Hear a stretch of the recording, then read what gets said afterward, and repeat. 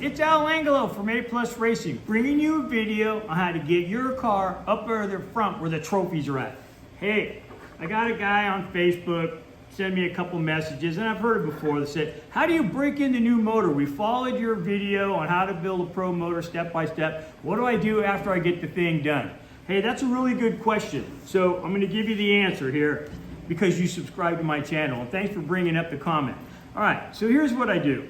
When I first start up the engine, I use dinosaur oil, okay? So I don't use synthetic. I use a regular blend of oil, 1040, and I run that oil in the car for at least a weekend, all right? So when we take the car out to the track, we don't push the car hard at first, all right? So I try not to let the car just sit there and idle for a long period of time, and I definitely don't let it overheat. So I kind of try to vary the speed, and I get the engine warmed up. I do a session. Maybe I drive like 5/10 of my speed, and then I let the car cool down, and I take it out, and I do that a couple times. And every time I go back out, and after I let it cool down, I push it a little bit harder and a little bit harder, okay? So I slowly break in the engine, varying the speed, you know, not pushing the car real hard for a long period of time. And then after a day, if I did 5 sessions in a day, then maybe on the next day, then I start pushing the car a little harder, starting to work myself up to 10-10, okay? Now, after that weekend's done, I change the oil.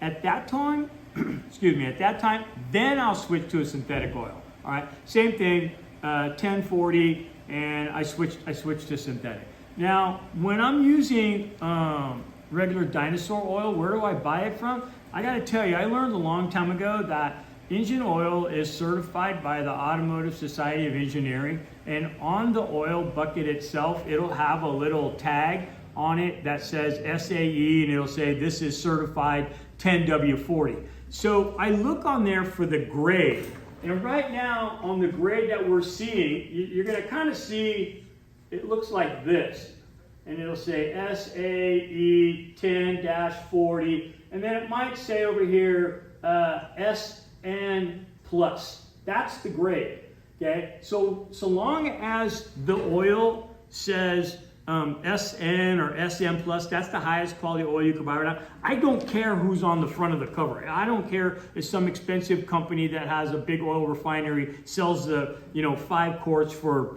$40, or the one that says $12. So long as it's SAE and it's graded at SN or SM plus, then I know that's the highest grade motor oil that money can buy. So that's the oil that I use. So I use that dinosaur oil, and then I switch to a synthetic. Now, if I want to pick a company that I like on synthetic, I usually use Mobil One.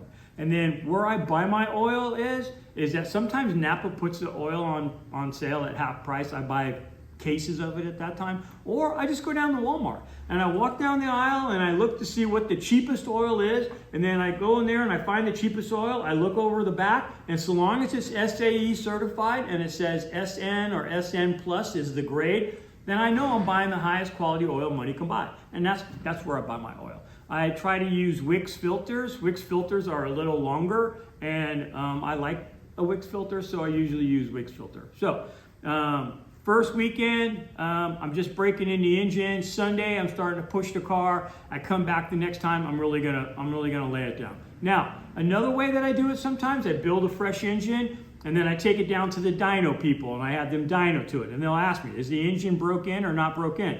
So if the engine's not broke in, I'll tell them, go ahead and break the engine in. What they do for me there on the dyno is they load the car up on the dyno, they run it for 15, 20 minutes, they let it cool down, they come back, they load it up again on the dyno, and they push it a little harder, 4 or 5 times before they start doing their pulls where they're gonna start making adjustments. So I have all my cars dynoed at Driving Ambition in Rancho Cordova. Shane down there does an amazing job. He's very reasonable. You go there, man, there's a lot of eye candy there. He works on top, line race cars from all over the world. They ship him cars there, especially Acuras. And the guy he's got doing the dyno for him, his name is Steve. He actually was in my class, and I got him that job, and he's still there after all these years. So Steve just takes my cars, and they dyno them up, and they squeeze out every bit of horsepower they can out of them. So that's my process. I'm breaking in the engines. Hey, I want to thank you for subscribing to the channel and making it a huge success, and I'll see you at the racetrack. Bye now.